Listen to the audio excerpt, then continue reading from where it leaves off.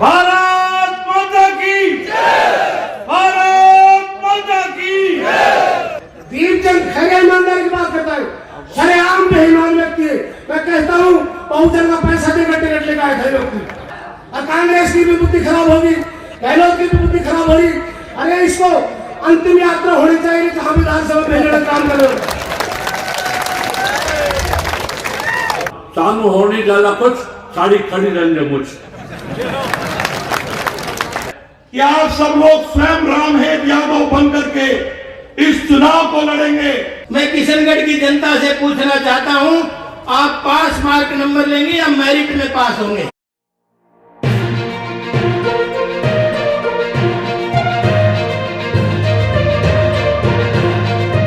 इस तारीख की बहुत लंबे समय से इंतजार था। 5 साल कांग्रेस का प्रशासन रहा, 5 साल अड़ंगे की सरकार रही और कांग्रेस के अंदर बहुजन और कांग्रेस निर्दलीय के समर्थन लेकर के इनको मुख्यमंत्री बनाने का काम किया और जगह जगह पर तहसील जिला खोलने की जो घोषणा करी, इस 5 साल के अंदर अशोक गहलोत ने इस देश को डुबोने का काम किया, प्रदेश को डुबोने का काम किया, बेरोजगारों को डुबोने का काम किया।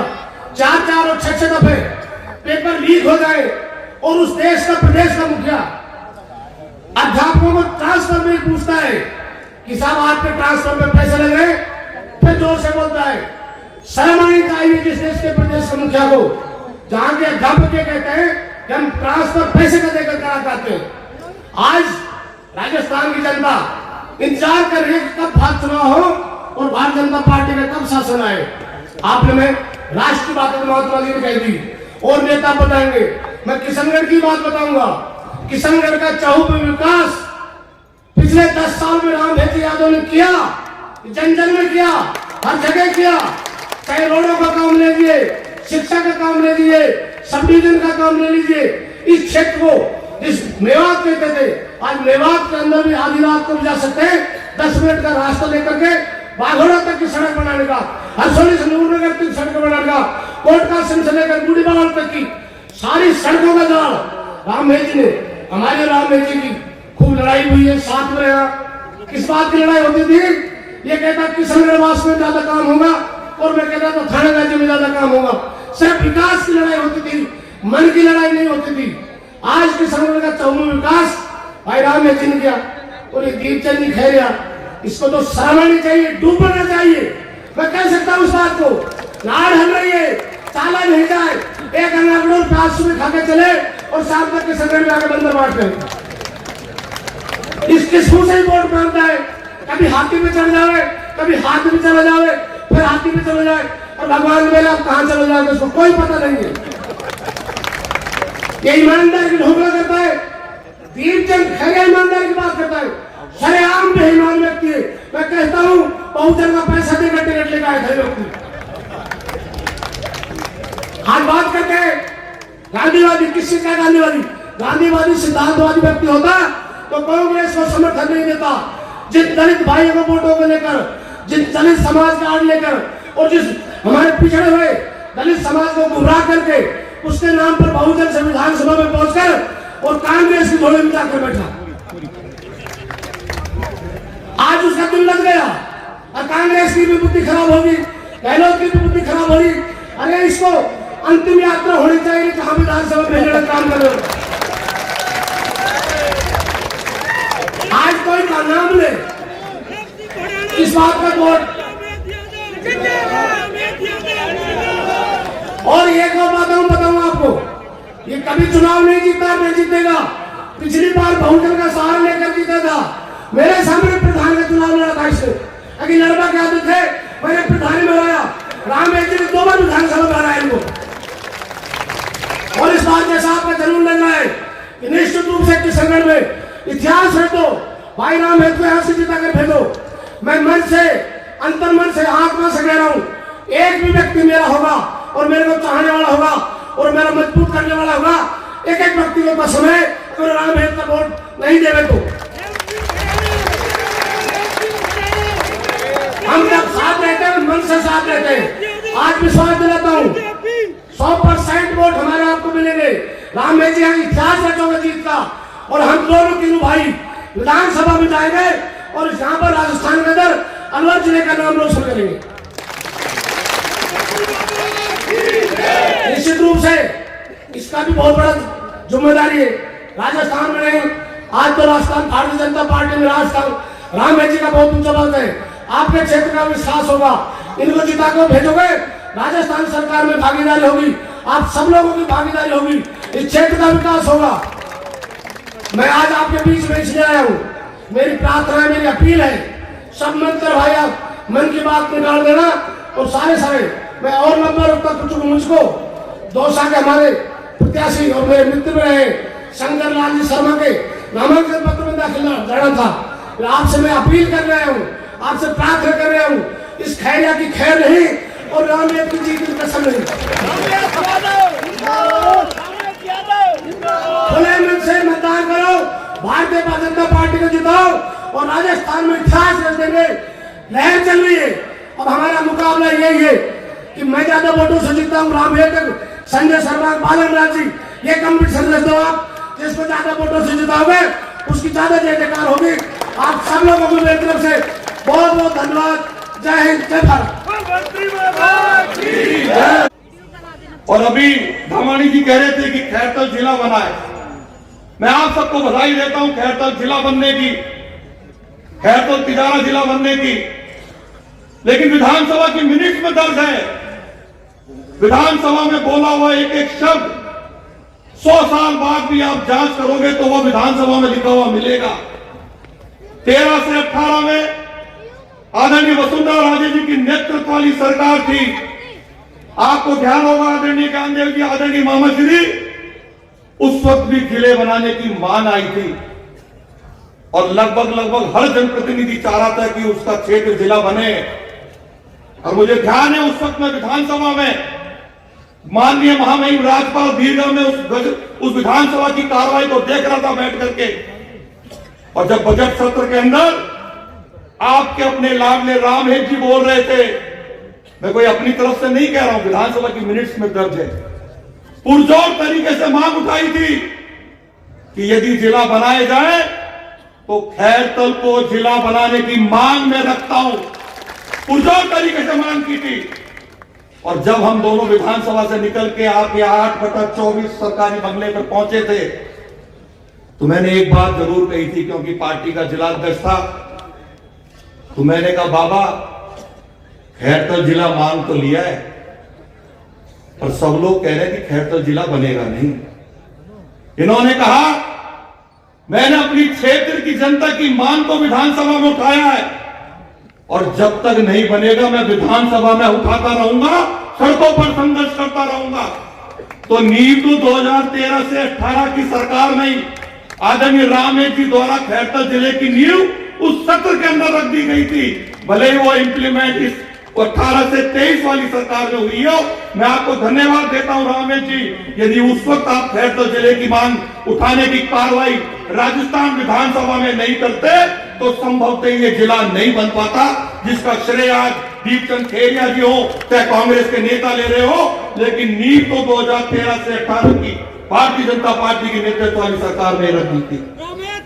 मैं धन्यवाद देना चाहूंगा आपको कि लगातार क्षेत्र की बात को आम जनता के बीच में उठाना, संघर्ष के माध्यम से उठाना, विधानसभा में उठाना, और एक ऐसे कार्यकर्ता को नरेंद्र मोदी जी ने आपके बीच में कमल का फूल लेकर के बैठा है आदरणीय बंधुओं। और यह चुनाव कोई राजस्थान विधानसभा का चुनाव नहीं है, यह चुनाव दिशा करेगा 2024 के लोकसभा चुनाव की। और जिस प्रकार का वातावरण संपूर्ण राजस्थान के अंदर है, संपूर्ण जिले के अंदर है, 11 विधानसभा हमारे अलवर जिले के अंदर आती है, 11 की 11 विधानसभाओं पर कमल का फूल खिलने जा रहा है। अब तो होड़ इस बात की है किस विधानसभा क्षेत्र से वो कमल का फूल कितने अधिक मतों से जीत के जाता है। राजस्थान के रुझान की बात करूं तो 163 से अधिक सीटों की माला, सब आप सबकी ताकत के बल पर हम अपने यशस्वी प्रधानमंत्री आदरणीय नरेंद्र मोदी जी के नेतृत्व में 3 दिसंबर को जब परिणाम आएंगे तो उस 163 कमल के फूल की मालाओं में जो आदरणीय नरेंद्र मोदी जी को राजस्थान की जनता भेंट करने वाली है, उसमें किशनगढ़ का कमल का फूल भी शामिल होना चाहिए। यह आपके श्री चरणों में आग्रह करने आया हूं। मतदान वाले दिन अक्सर देखा जाता है, मतदान वाले दिन अक्सर देखा जाता है, अब डाल आएंगे, 12 बजे डाल देंगे, 3 बजे डाल देंगे। एक एक वोट की कीमत होती है। एक वोट की कीमत यदि जानते थे तो आदरणीय अटल बिहारी वाजपेयी जी जानते थे, जिनकी सरकार एक वोट से चली गई। एक वोट की कीमत जानता था तो वर्तमान राजस्थान विधानसभा का अध्यक्ष नाथद्वारा से चुनाव लड़े पहले आदरणीय सीपी जोशी जी जानते थे, जो एक वोट से चुनाव हार गए थे। आप सबके श्री चरणों में एक आग्रह है कि आप सब लोग स्वयं रामहेत यादव बनकर के इस चुनाव को लड़ेंगे। पूरी धरा भी साथ दे तो और बात है, और तू जरा भी साथ दे तो और बात है। चलने को तो एक पैर पर भी चलते हैं लोग, दूसरा भी साथ दे तो और बात है। आज इस चुनावी नामांकन के शुभ अवसर पर आपके लाडले, आपके बीच के साथी और किशनगढ़ हलके के विकास पुरुष भाई रामहेत यादव जी मंच पे ही विराजमान, जो अभी मेरा परिचय करा के गए, मेरे चुनाव में भी आप गए थे, ऐसे बहुत वरिष्ठ नेता भारतीय जनता पार्टी के ज्ञानचंद आहूजा जी। मैं किशनगढ़ की जनता से पूछना चाहता हूं, आप पास मार्क नंबर लेंगे या मेरिट में पास होंगे? मेरिट में पास हो तो जरा हाथ उठा लेंगे। और ये हाथ बड़ा दुश्मन है, ये ऐसा तब हाथ उठाएंगे एक बार और रामहेत को आशीर्वाद देंगे और ऐसे घुमाएंगे। ये कमल का चिन्ह है, ये कमल बनाना है। हाथ ने तो सत्यानाश इस देश का ही कर दिया, इसलिए हाथ से बचना है। मैं कई बार अपने शब्दों में कहता हूं कि हाथ गया कबाड़े में और बाकी सब गए भाड़े में, और कमल का फूल केवल अखाड़े में। तो इसलिए ये कमल का फूल खिलेगा तो, क्योंकि कमल पर ही लक्ष्मी, कमल पर ही सरस्वती, कमल पर ही सब देवी देवताओं का वास होता है। और जब लक्ष्मी और सरस्वती दोनों एक साथ है तो आप सोच सकते हैं किस तरह की तरक्की इस देश में और प्रदेश में होने वाली है। पिछले दिनों आपका आशीर्वाद आदरणीय नरेंद्र मोदी जी को भी मिला था, उसके बाद आपको सोचने की जरूरत पड़ी। मैं आप सब लोगों से पूछना चाहता हूं, नहीं तो कई बार अमेरिका कहता था कि हम मोदी जी को नहीं बुलाएंगे, हम मोदी जी को वीजा नहीं देंगे। आज किस तरह से 25 तोपों की सलामी से अमेरिका में उनका स्वागत हो रहा है, बल्कि यही हो रहा है, मोदी इज द बॉस। ऐसी आवाज आती है कि नहीं आती? बहुत सारे लोग उनके जो देश के अध्यक्ष है वो पैरों के हाथ लगा के एक दूसरे से चर्चा कर रहे थे। पोता बोला, दादा बड़ा आदमी कौन होता है? बोला बड़ा आदमी एक थानेदार जा रहा है। बोला ये वाला बड़ा होता है। थोड़े दिन में उस गांव में एसडीएम आ जाता है, और एसडीएम आ जाता है तो वो एसडीएम थानेदार उसको सलूट मार रहा होता है। फिर पोता दादा की तरफ देख रहा होता है, बोले दादा तुम तो कह रहे थे थानेदार बड़ा है, इस बार ये एसडीएम आया, ये बड़ा है। कुछ दिन के बाद उस गांव में डीसी आ जाता है तो एसडीएम और थानेदार भी सलूट मार रहे होते हैं। फिर पोता दादा से कहता है, बोले दादा आप तो कह रहे थे ये एसडीएम बड़ा है, बोले भी ये जो डीसी है ये बड़ा है। और कुछ दिन बाद मंत्री जब गांव में बन के आता है, ढोल नगाड़ों से उसका स्वागत होता है, डीसी भी उसकी खिड़की खोलता है कार की। फिर पोता दादा की तरफ देख रहा होता है, बोले दादा तुम तो कह रहे थे ये वाला बड़ा है, बोले इनके जो ये मंत्री आया ये बड़ा है। और कुछ दिन के बाद फिर चुनाव आ जाते हैं, वही मंत्री दादा के पैरों के हाथ लगा के कहता है, बोलो दादा पिछली बार को और कसर रह गई थी, इस बार पूरी कर दूंगा, इस बार फुल आशीर्वाद दे दे। फिर पोता दादा की तरफ कहता है, बोलो दादा बहुत देर उल्लू बना लिया, इनमें समझ गया बड़ा आदमी कौन होता है। बोले ना थानेदार बड़ा, ना एसडीएम बड़ा, ना डीसी बड़ा, ना मंत्री बड़ा, अगर प्रजा दफ्तर में सबसे बड़ा है तो मेरे देश का वोटर है। ये ताकत हम लोगों ने किसने दी? कभी इसका आकलन करना, कभी इस पर विचार करना कि ताकत ऐसे ही नहीं मिली। 1857 से लेकर 1947 तक 6,35,000 लोगों ने अपने प्राणों की आहुतियां इसलिए दी थी हर व्यक्ति के हाथ में वो ताकत आ जाए। और यही जनता जनार्दन है, जब देने को आती है तो छप्पर फाड़ के देती है, और जब लेने को आती है तो चमड़ी उधेड़ लेती है। तो इस बार तैयार होना चमड़ी उधेड़ने के लिए है? 5 साल खूब तंग किया होगा आप लोगों को, इसलिए। और यही जनता जनार्दन मिट्टी के जर्रे को आसमान में चमकाने का काम करती है, और इनका माथा घूम जाए तो चमकते हुए सितारे को मिट्टी में मिलाने का काम भी यही जनता है। कभी विचार करना है कि इतनी बड़ी ताकत हम सब लोगों के हाथ में किसने दी है। जब हम सब्जी खरीदने जाते हैं 50 रुपए की सब्जी में सारी दुकान को छोड़ देते हैं, छांटते हैं, और जब इतना बड़ा काम करने जा रहे हैं, 5 साल का भविष्य लिखने जा रहे हैं, तो फिर किसी न किसी लालच में आके और इतना बड़ा काम था जो आप करके आ जाते हैं। इसलिए मैं तो आपको निवेदन करना चाहूंगा, अगर सरदार पटेल जैसे लोग, तो आज मैं समझता हूँ कि चाइना हमसे 2 साल बाद आजाद हुआ था, आज चाइना कहाँ खड़ा है। तो कहीं ना कहीं तो खोट हुआ है ना, कहीं ना कहीं तो हमें शिल्पीकार गलत मिला था, लेकिन आज फिर से एक अच्छा शिल्पीकार इस देश को मिला है, क्योंकि लोगों को जन मन सिखाना पड़ रहा है, सीधा खड़ा होना सिखाना पड़ रहा है, आत्मनिर्भर बनाना पड़ रहा है। आज किस तरह के छोटी छोटी चीज स्वच्छता अभियान चलाया जा रहा है, छोटी छोटी चीज सिखानी पड़ रही है आज 75-76 साल 77 साल की आजादी के बाद भी। लेकिन आज एक अच्छा शिल्पीकार आपके आशीर्वाद से इस देश को मिला है, इसलिए अमित भाई से आके लिए मैं कहता हूँ, अब साइकिल की मैं कार बना दूं, साइकिल की मैं कार बना दूं, खंबे का मैं तार बना दूं, और मोदी जी इजाजत दे दे तो पाकिस्तान में भी सरकार बना। इस तरह का हौसला आप सब लोगों के बीच में। और भाई तो आज अनुभव भी है, 2 बार पहले भी आपके आशीर्वाद से राजस्थान विधानसभा में जा चुके हैं, अनुभव की घड़ी पूरी हो गई। अब तो भाई रामेत को दिन रात एक करके इस बार विधानसभा में प्रचंड बहुमत के साथ भेज देना। इस बार भाई मंत्री का नंबर तो आ ही रहा है, क्योंकि इनका अनुभव और इनका एक्सपीरियंस बता रहा है।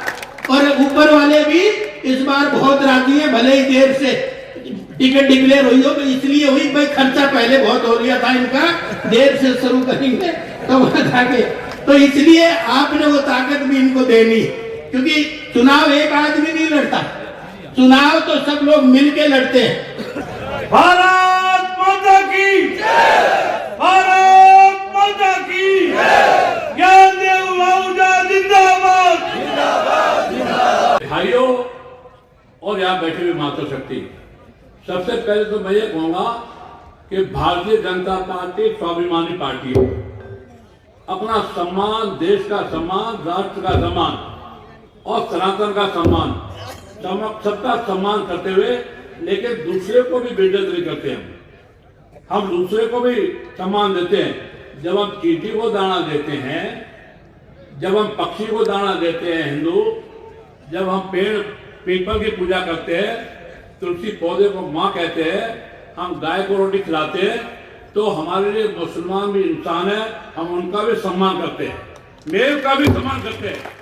हालांकि मैं हिंदू नेता हूं, मैं हिंदू नेता हूं, प्रसिद्ध नेता हूं, गोरक्षा और हिंदू नेता, ये 2 बातों के लिए मैं जिले में, प्रांत में, देश में, मेरे जब बाइक पे टीवी पर चलता है कोई बाइक या माइक, तो स्पेन से, जर्मनी से, इंग्लैंड से, न्यूयॉर्क से, अमेरिका से फोन आते हैं कि आपका भाषण चल रहा है। इसलिए मैं जिले में, प्रांत में, देश में, विदेश में, पूरा दुनिया में हिंदू नेता, राष्ट्र नेता नाते से, ज्ञानदेव आहूजा गोरक्षा के नाते से प्रसिद्ध है। परंतु हम मुसलमानों के दुश्मन नहीं है, बशर्ते उनमें अपराधी न हो, उनमें अपराध न हो, अपराधी न हो। अपराध हिंदू करे या मुसलमान करे, हम उन सबके खिलाफ हैं। इसलिए हम मेरे व मुसलमानों के या ईसाइयों के भी खिलाफ नहीं है। मेरे मुंह से मैं कभी मोहम्मद साहब की बुराई नहीं करता, कभी ईसा मसीह की बुराई नहीं करता। मैं हिंदू को मानता हूँ, खुद हिंदू हूँ, सनातन को मानता हूँ। उसमें 3 बड़े हमारे पंथ हैं, सिख, जैन और बौद्ध, और अब अपने आप को धर्म निकले हैं, सिख धर्म, जैन धर्म, बौद्ध धर्म। मैं सिख पंथ को मानता हूँ, 10 गुरु को मानता हूँ, श्री गुरु ग्रंथ साहब को मानता हूँ।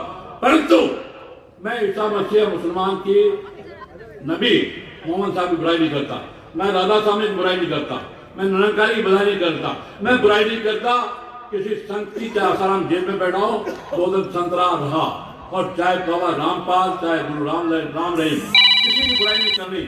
और अब आता हूं मैं खेरिया साहब से सबसे पहले। अरे खेरिया साहब, आपकी उम्र हो गई 82, ज्ञानदेव आहूजा 75 साल का बच्चा है, आपके सामने आपका भाई 75 साल का बच्चा है। इसने कहा कि भाई मुझे टिकट नहीं चाहिए, हमारे राष्ट्रीय महामंत्री, राष्ट्रीय हमारे अध्यक्ष हो, हमारे प्रभारी को, सबको। और मैंने कहा मेरा बेटा भतीजा भी वही सेवा करता है, समाज सेवा, उसको टिकट दे दो। तो जय आहूजा वो टिकट मिल गई, एक जवान को टिकट मिल गई। खेरिया साहब, मैं ज्यादा बुराई नहीं करूंगा, आप भी हमारे मित्र हो, हम दुश्मन है तो कांग्रेस के हैं, दुश्मन है तो इस पंजे के हैं, ये खूनी पंजा, ये खूनी पंजे के हम दुश्मन है कांग्रेस के, व्यक्तिगत आपके दुश्मन नहीं है। परंतु आपकी उम्र हो गई, अब आराम करो, अब विश्राम करो, अब घर बैठो। किसी जवान को टिकट दिलाते, अगर दिलाते तो भले हम कांग्रेस को हराने का काम करेंगे, आपको भी हराएंगे, 100% हराएंगे। खेरिया साहब, मैं बिल्कुल सीधा सच कहता हूँ, लाठी और भच कहता हूँ। शुरू में मैंने कहा भारतीय जनता पार्टी स्वाभिमान पार्टी है। स्वाभिमान का मतलब क्या है? सानू होरनी चाहिदा कुछ, आप पंजाबी अच्छी तरह समझते हो। सानू मतलब हमको, सानू होरनी चाहिदा कुछ, साड़ी खड़ी रहने मुझ। भाई जिनके मूछे हैं, मूछ पे आप फेरे, मूछे नहीं हो तो यहाँ फेल दे। और माता बहनें तो भगवान ने मूछ दी रही है, इसलिए माता बहनों को कष्ट नहीं होना चाहिए, इनका हार्मोन रहता है। मेरे भाइयों, बात यह है कि झूठ बोलते हैं गहलोत साहब, श्रीमान गहलोत साहब, माननीय मुख्यमंत्री। कुछ बातें हमारे नेता बोल नहीं पाते। हमारे पास बिजली का फ्यूल लगा, हमारे ऊपर गाय का टैक्स लगा, हमारे ऊपर हर ग्रीन बेल्ट का टैक्स लगा। आपको पता है, ग्रीन बेल्ट के नाम पे पेड़ लगाएंगे सड़कों के किनारे, पेड़ लगाएंगे बागानों में, पेड़ लगाएंगे पार्कों में, इस नाम पे 3000 करोड़ हमारा टैक्स है, आपको बताई दी है। हमारे ऊपर गाय माता को चराएंगे, गौशालों को दान देंगे, अनुदान देंगे। इस रास्ते से 1000 करोड़ से ज्यादा, 1000 करोड़ से 1400 करोड़ नहीं कह रहा हूँ, 1 और 10, फिर 100, फिर 1000, फिर 10,000, फिर लाख, 10 लाख करोड़, 10 करोड़, 1000 करोड़ का गाय माता का टैक्स हमारे पर टैक्स लगा। वो टैक्स गाय माता पर खर्च नहीं हुआ, वो टैक्स गौशाला पर खर्च नहीं हुआ, वो बसों में लगा दिया, रोड में लगा दिया। आप ताजुब करोगे, बिजली का फ्यूल चुनाव से 3 महीने पहले तक, बिजली का फ्यूल हमारे पर लगा, हमको पता नहीं लगा और बिलों में बढ़ता रहा। आखिर में 3 महीना पहले बांट रहे हैं रेवड़ी, बांट रहे हैं खीर और पताशे, गुड़ और खांड, खंसारी, शक्कर और गुड़ और शहद और मक्खन और शहद। महिलाओं को मोबाइल देंगे, हम पट्टे देंगे और 100 यूनिट बिजली देंगे। अरे पहले तुमने हमारा खून चूस लिया, अब तुम कह रहे हो हम 100 यूनिट फ्री देंगे। ऐसी रेवड़ियां का पता जनता को है, जनता जानती है, ये पब्लिक है, सब जानती है, ये पब्लिक है। इस पब्लिक को कोई बेवकूफ नहीं बना सकता। हमारे माननीय लक्ष्मण सिंह जी बोल गए लोकतंत्र के बारे में। लोकतंत्र ने आपको वो ताकत दी है, वोट की ताकत दी है, उसका वोट का उपयोग हम करना जानते हैं। मेरे भाइयों, भाई रामेश जी, मैं रामेश जी पे आता हूँ, लंबा नहीं बोलूंगा। मेरे को अपने क्षेत्र रामगढ़ जाना है, श्री रामगढ़ जाना है, वहां पर ब्याह उजा के लिए मुझे 11 मीटिंग आज रखी हुई है, रात को 11 बजेंगे। मेरे भाइयों, भाई रामेश यादव मेरे छोटे भाई हैं, भाई रामेश यादव मेरे छोटे भाई हैं। मैंने कहा मेरे 75 साल का बच्चा, मैंने जब रिटायरमेंट ले लिया, अब पार्टी चाहेगी किसी निगम बोर्ड में, राज्यसभा में भेजना चाहेगी, भेजेगी। मेरे भतीजे को टिकट दिला दिया। तो खेरिया साहब ने कितना गंदा काम किया, पहला काम किया है, बहुत अच्छा काम नहीं किया। खुद ने इस उम्र में भी टिकट ले लिया। इसलिए भाई रामेश यादव मेरे छोटे भाई हैं और इन्होंने हमारी सेवा की है। इनके बारे में बहुत सारे वक्ता बोल चुके। रामेश जी को मेरा अक्षर से समर्थन है। एक बाबा हमारे बालकदास क्रांति उपाध्यक्ष तिजारा से उम्मीदवार, वो यहाँ बोल के गए। पहली मीटिंग उनकी मुंडावर में थी, आप सुनना तसल्ली से। पहली मीटिंग मुंडावर में थी, मेरी अध्यक्षता थी, सारे वक्ता बोल गए। वहां एक मंत्री भी थे महेश शर्मा जी, केंद्रीय मंत्री महेश शर्मा जी थे, वो भी बोल गए। आखिर में मेरा नंबर आ, मैंने कहा बाबा बालकनाथ जी, आप चुनाव लड़ने आओ, पहली बार लोकसभा जब लड़े, कल की बात है, 5 साल पहले। बाबा बालकनाथ जी, आप कान फाड़ बाबा, ज्ञानदेव आहूजा हृदय फाड़ बाबा है, ज्ञानदेव आहूजा भी बाबा है। अब पूरा संत है, क्योंकि 2 फ्लैट सस्ते से अपना शालीमार में, वो भी हमारी श्रीमती प्रिंसिपल थी, और तब वो सस्ते 13 लाख के फ्लैट लिए।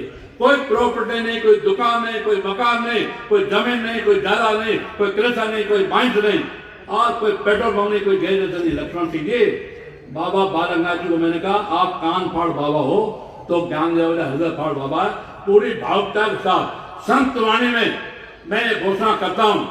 मैं ये आपके साथ दावा नहीं करता, घोषणा कर रहा हूं। मैं कोई वायदा नहीं कर रहा, घोषणा कर रहा हूं। वायदा और दावे में थोड़ा बहुत फर्क होता है। मैं आश्वासन नहीं दे रहा, विश्वास देता हूं।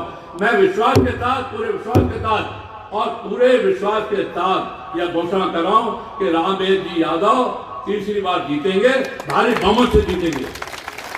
और जिताने वाले आप लोग हो, और जितवाने वाले आप लोग हो। आप लोग हमारी शक्ति हो और हमारी आपके प्रति भक्ति है। आपकी शक्ति है और हमारी भक्ति है। इस घोषणा को जो मैंने किया है आज, मेरी संतवाणी से किया है। मैं स्वभाव से एकदम बाबा आदमी हूँ और नारा लगता है एरिया में बब्बर शेर जिंदाबाद, और फिर कई लोग नारा लगाते हैं बाबा ज्ञाननाथ जिंदाबाद, मेरे लगाते हैं।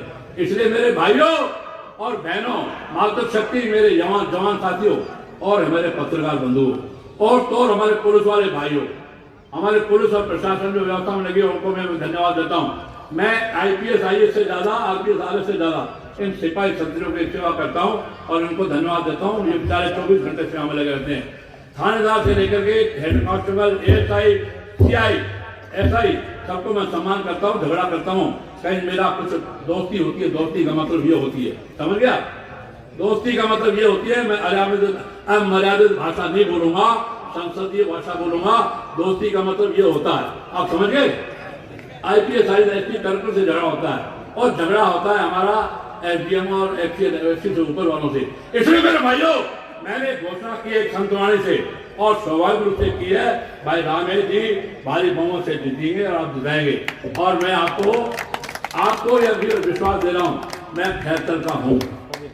आपको पता है कि नहीं है? मालूम है? मैं खैरतल का हूं। बाहर में चाहे मैं तो देश विदेश कहीं चला गया, मेरे को इन्होंने काम दिया हुआ है जनसंख्या समाधान का। हम दो, हमारे दो, सबके दो, उसका काम दिया हुआ। तो मेरी भोपाल में मीटिंग, कभी राजकोट में, कभी श्रीनगर में, कभी कोयम्बटूर में, कोचिन में मैं घूमता रहा। लेकिन मैं अलवर जिले का ही हूँ। अलवर जिले में बन गया खैरतल जिला, एक खैरतल जिला बन गया। और मेरा जन्म हुआ ब्यावर अजमेर जिले में, वो भी जिला बन गया, वो भी जिला बन गया, खैरतल जिला बन गया।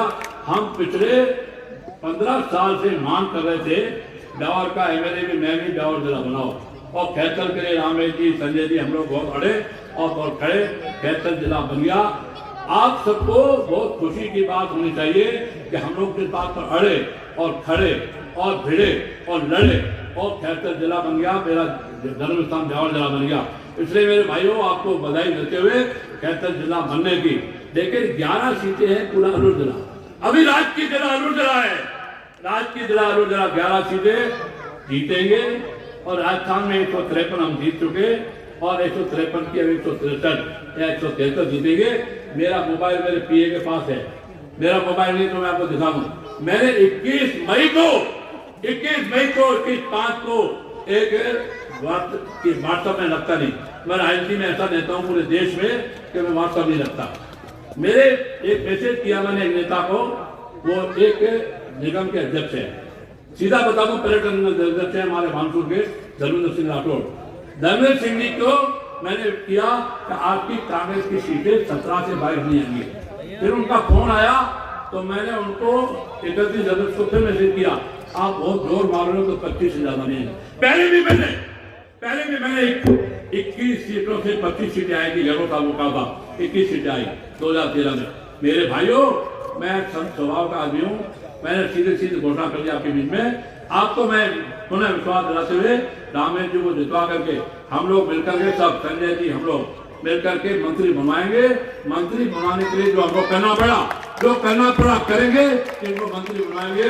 इन्हीं बातों के साथ में बात को समाप्त